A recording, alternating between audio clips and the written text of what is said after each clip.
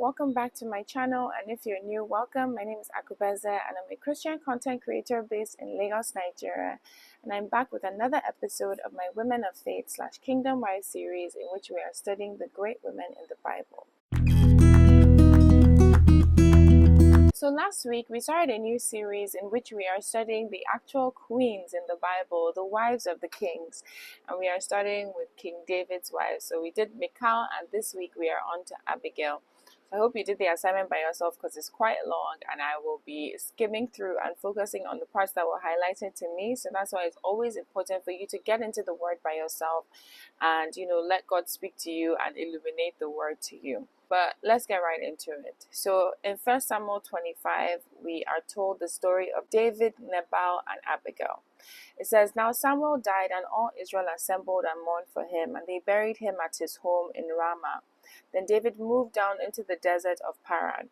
A certain man in Maon, who had property there at Carmel, was very wealthy. He had 1,000 goats and 3,000 sheep, which he was sharing in Carmel. His name was Nabal, and his wife's name was Abigail." Imagine, our first introduction to the second wife of David is that she's somebody else's wife. Let's keep going. "She was an intelligent and beautiful woman, but her husband was surly and mean in his dealings. He was a Calebite. While David was in the wilderness, he heard that Nabal was shearing sheep. So he sent 10 young men and said to them, 'Go up to Nabal at Carmel and greet him in my name. Say to him, long life to you, good health to you and your household, and good health to all that is yours. Now I hear that it is sheep shearing time. When your shepherds were with us, we did not mistreat them, and the whole time they were at Carmel, nothing of theirs was missing. Ask your own servants, and they will tell you. Therefore be favorable towards my men, since we come at a festive time. Please give your servants and your son David whatever you can find for them.' Meanwhile, bear in mind that at this point, David has already been anointed king. Remember, they are telling us Samuel has died. David is currently on the run from Saul. And then look at how he's speaking. He knows I'm the future king, but look at how he's speaking to this man.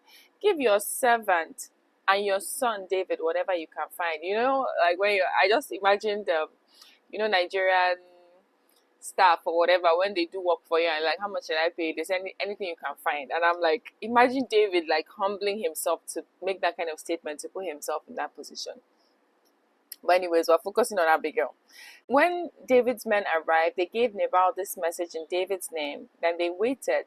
Nabal answered David's servants, 'Who is this David? Who is this son of Jesse?' Many servants are breaking away from their masters these days, shading him for being on the run from Saul. 'Why should I take my bread and water and the meat I have slaughtered for my sharers and give it to men coming from who knows where?' David's men turned around and went back. When they arrived, they reported every word. David said to his men, 'Each of you strap on your sword.' So they did, and David strapped his on as well.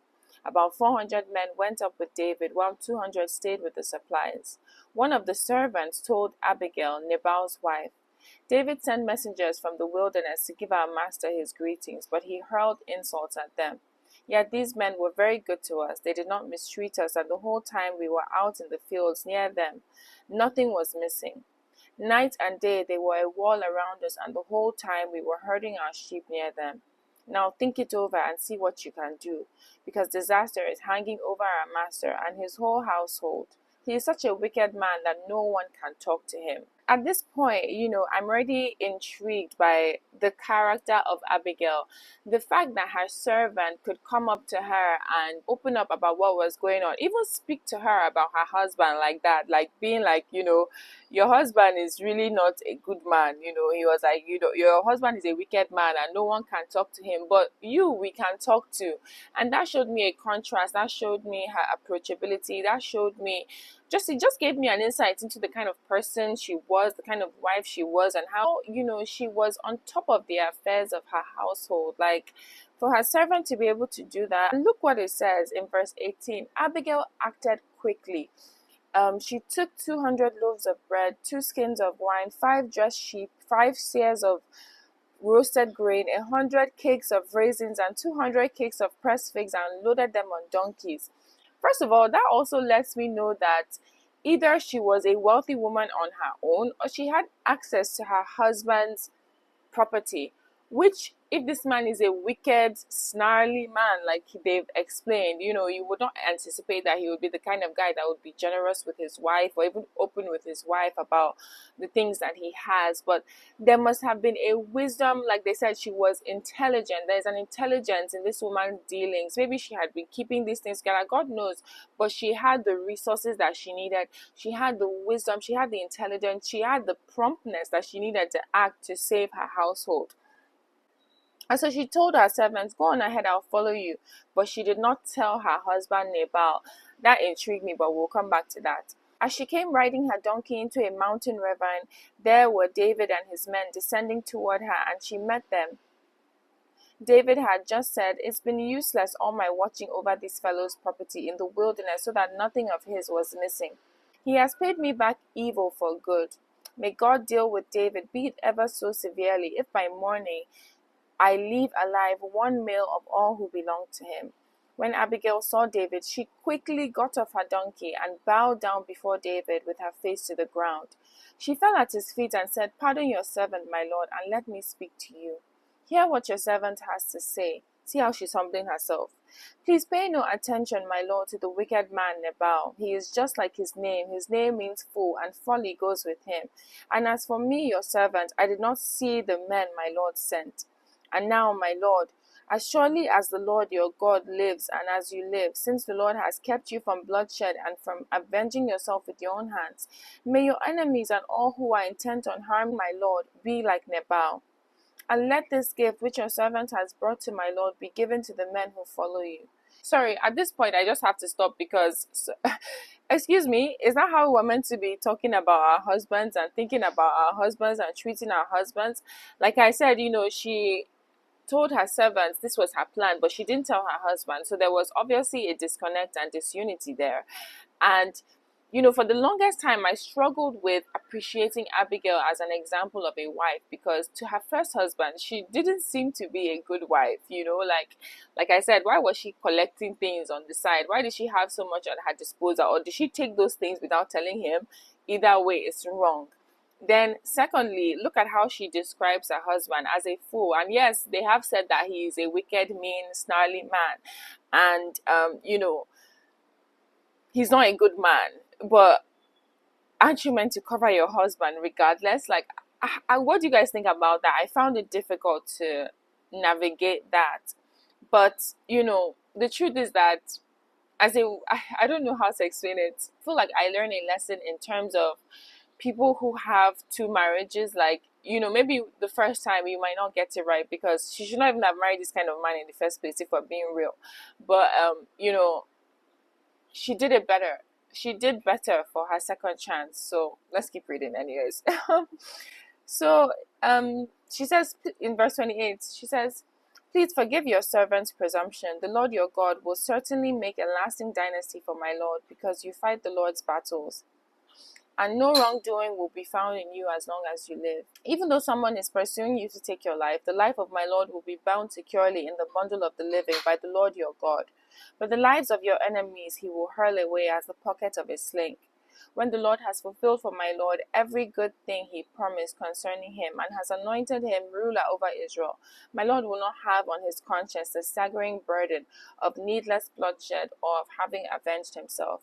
And when the Lord your God has brought my Lord success, remember your servant." So it's interesting. At this point, I started feeling for her, because like we saw in like examples of like Tamar and Rahab, imperfect women, imperfect situations, but they were on the Lord's side and God used it for good. So it's like I started trying to navigate that, like, okay, yeah, maybe her first husband was not necessarily the right guy and didn't bring out the best in her, but you see the wisdom, you see the tact, you see the charm she uses to speak to David, and how she is even speaking to him in faith, talking about, the anointing that is on him, how he shouldn't get his hands dirty because he's the Lord's chosen one, and the Lord will surely avenge him. And, David, like, if you read David's story, at this point, he's been on the run from Saul. He's not used his hand to kill Saul. He's really tried to keep things in order and stay on the Lord's like straight and narrow path. This never wanted to annoy him so much that he was going to throw it all away, but he did it. Anyway, so David said to Abigail, "Praise to the Lord, the God of Israel, who has sent you today to meet me. May you be blessed for your good judgment and for keeping me from bloodshed this day, and from avenging myself with my own hands. Otherwise, as surely as the Lord, the God of Israel, lives, who has kept me from harming you, if you had not come quickly to meet me, not one male belonging to Nabal would have been left alive by daybreak." Then David accepted from her hand what she had brought him and said, "Go home in peace. I have heard your words and granted your request." When Abigail went to Nabal, he was in the house holding a banquet like that of a king. He was in high spirits and very drunk. See the man, clueless, does not even know what's going on in his household or happening around him. So she told him nothing at all until daybreak. Then in the morning, when Nabal was sober, his wife told him all these things, and his heart failed him, and he became like a stone. About 10 days later, the Lord struck down Nabal, and he died. When David heard that Nabal was dead, he said, "Praise be to the Lord, who has upheld my cause against Nabal for treating me with contempt. He has kept his servant from doing wrong and has brought Nabal's wrongdoing down on his own head." Then David sent word to Abigail asking her to become his wife. Look at that. His servants went to Carmel and said to Abigail, "David has sent us to take you to become his wife." She bowed down with her face to the ground and said, "I am your servant, and I am ready to serve you and wash the feet of my Lord's servants." Look at that again, the humility, my God. Abigail quickly got on a donkey and, attended by her 5 female servants, went with David's messengers and became his wife. David had also married Ahinoam of Jezreel, and they were both his wives. But Saul had given his daughter Michal, David's wife, to Paltiel, son of Laish, who was from Galim. So that ending just paints the picture, and it's kind of insight into next week's study. But just overall focusing on Abigail, the humility with which she even accepted his proposal. Which at first I was like, quick, your husband just died, you're already agreeing to marry somebody else. But paying closer attention and seeing how it was all part of God's plan, really and truly, because she could see that this guy was the anointed one, and it was God that killed her husband by himself. She didn't kill him, but she was quick to fall on the Lord's side. And I also appreciated the fact that, in as much as she took matters into her own hands for good, she didn't take matters into her own hands to do bad. I hope that makes sense. So I also added 1 Samuel 27, 1 Samuel 30, and 2 Samuel 2 to the reading. But there were only 3 things that I highlighted from each verse. In 1 Samuel 27, I highlighted verse 3, where, David went to go and live among the Philistines during the time when he was on the run from Saul. And it said, each man had his family with him, and David had his 2 wives, Ahinoam of Jezreel and Abigail of Carmel, the widow of Nabal. In 1 Samuel 30, we are told again that David destroys the Amalekites. It just shows you that, while David is on the run, moving from place to another, going for battle. In fact, in verse 5, it tells us that David's 2 wives had been captured, Ahinoam of Jezreel and Abigail, the widow of Carmel. Abigail was there. She was with him in the journey while he was on the run, going through the trenches, basically. And eventually, we're told in verse 18 that David did recover everything that the Amalekites had taken, including his 2 wives. Nothing was missing, young or old, boy or girl, plunder or anything else they had taken. David brought everything back. And we are told in 2 Samuel 2 that when David eventually was anointed king over Judah and he went up there with his 2 wives, Ahinoam of Jezreel and Abigail, the widow of Nabal of Carmel. And so the point I tried to make with these other chapters was that, after that, when I first read just 1 Samuel 25, I felt like a bit salty towards Abigail because I didn't like how she treated her first husband.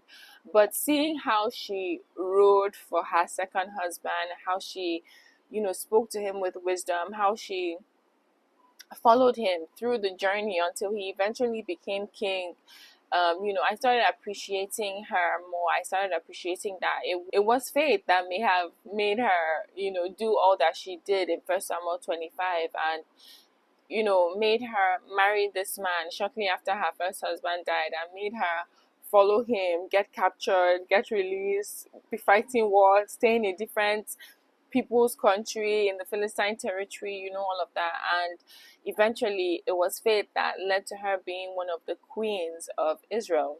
So there's lessons from Abigail's faith. I would love to hear if anything else stood out to you.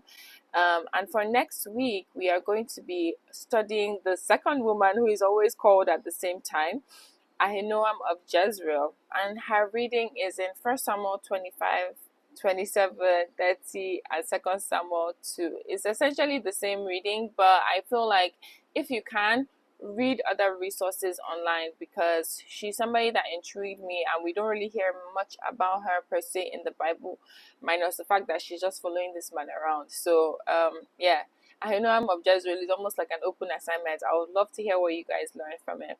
I'll see you next week, and I love you, but never forget that Jesus loves you the most. Bye, fam.